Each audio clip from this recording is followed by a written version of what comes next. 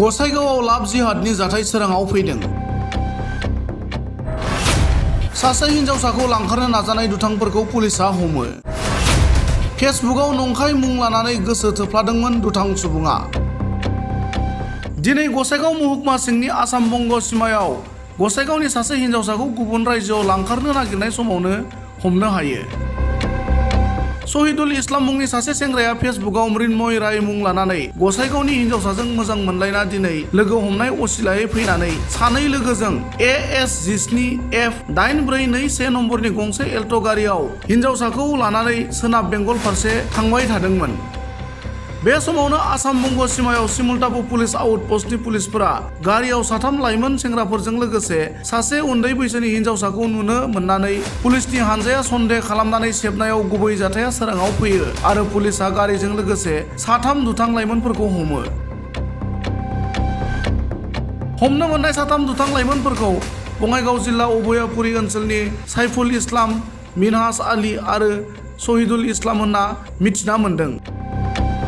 लाभ जिहादजों हिन्दु हिनजावसाखौ गुबुन रायजोआव फानहैनो नाजानाय साथाम दुथां लाइमोनफोरखौ सिमुलटापु पुलिस आउटपस्टनिफ्राय गसाइगाव थानासिम दैथायहरनानै सेबनाय जायो होनना मिथिहोयो।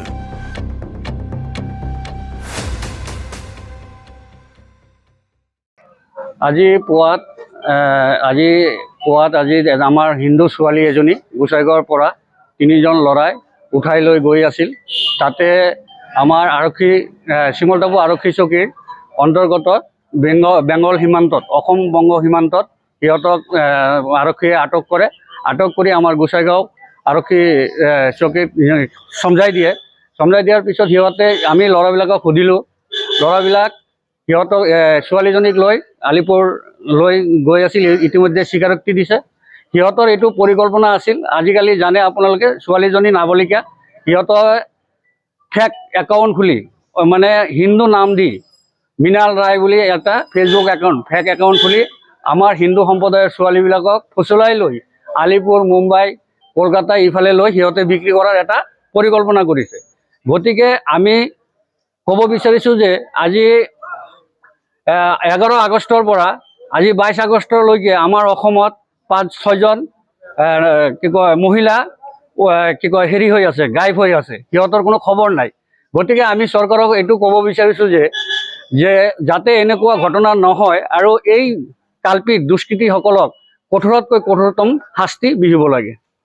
আৰু লগতে আমি গোসাইগাঁও আৰক্ষী চকী আৰু চিমলটাপু আৰক্ষী চকীৰ সকলো আৰক্ষীসকলক আমি অসম আৰক্ষীক ধন্যবাদ জ্ঞাপন কৰিছোঁ।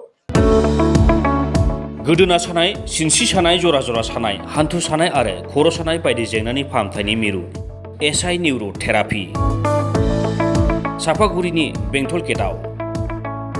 आथिं फारसे थांनानै थाफ्लि खावसेयाव सागाबाय थायो आरो मैया नाजाफैदोंमोन नालाय दा एसे मोजां दं आरो।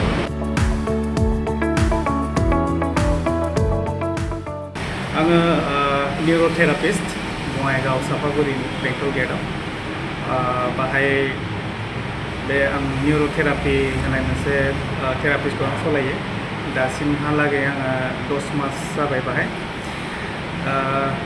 10 मासनि गेजेराव गोबां मानसियानो माने बेबायदि हामनानै थांनायखौ थांबाय, मोजां मोनबाय। सोरहाबा पेरालाइज, सोरहाबा बेबायदिनो सिनस्रि सानायफोर, सेटिका जानायफोर, सार्भाइकेलनि प्रब्लेम बा हान्थु सानाय, एंगल सानायफोर, टेनिस एल्ब'फोर, माइग्रेनफोर नैबेफोर बेमारफ्रा हामनानै थांबाय।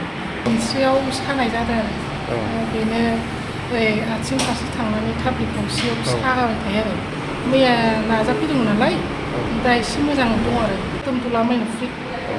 दा मोजां मोनबाय आरोना? आं सिनस्रि सानाय जादोंमोन फार्स्टआव, सिनस्रि सानाय जानानै थाबायनो हायि जादोंमोन। 1 सप्तायानो जाबायमोन। खामानि जादोंमोन, दा बेयाव फैनानै माने थाबायनो हाबाय। दा मोजां मोनबाय, आं मोजां थाबायनो हाबाय।